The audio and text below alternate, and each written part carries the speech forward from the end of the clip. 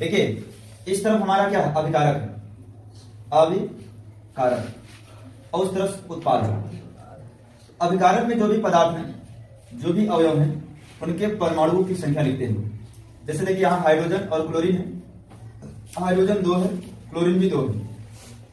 इस तरफ उत्पाद में हाइड्रोजन 1 है, क्लोरीन 2 है। सबसे पहले संतुलित करते समय एक बॉक्स बनाएंगे। परीक्षाओं में इतनी नौटंकी करने की आवश्यकता नहीं है, ये आपको समझाने के लिए ऐसा कर रहे हैं। देखिए ये इस तरफ 2 हाइड्रोजन है, 2 क्लोरीन है, इस तरफ 1 हाइड्रोजन है और 1 क्लोरीन है। इसका मतलब अगर यहां हम 2 का गुणा कर दें तो इसमें भी 2 हो जाएगा और इसमें भी 2 हो जाएगा, इसलिए हमने बॉक्स लगाया। अर्थात इन 2 को गुणा करके ये भी 2 हो जाएगा और ये भी 2 हो जाएगा, अर्थात 2 1 कम 2। अब ये क्या हो गया, हमारा संतुलित हो गया। अर्थात यहां अगर 2 का गुणा कर दें 2 HCl, ये हमारी संतुलित रासायनिक समीकरण हो गए। इसी प्रकार अब हमें बॉक्स बनाने की आवश्यकता नहीं है। एक बार आप समझने का प्रयास करें कि पहले उस तथ्य की ओर ध्यान दें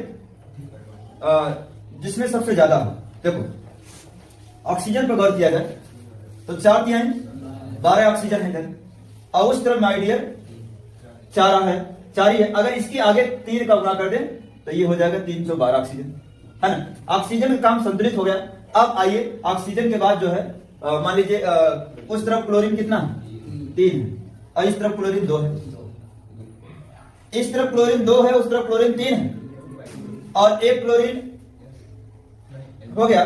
क्लोरीन इतने है, लेकिन जब 2 और 3 का रेशियो समझे तो ना तो इधर 2 का गुणा करके काम हो सकता है। आप इनका लसा निकालें, इनका लसा क्या होगा 2 और 3 का 6। तो आप 3 का गुणा इधर कर दीजिए और 2 का गुणा इधर कर दीजिए, है।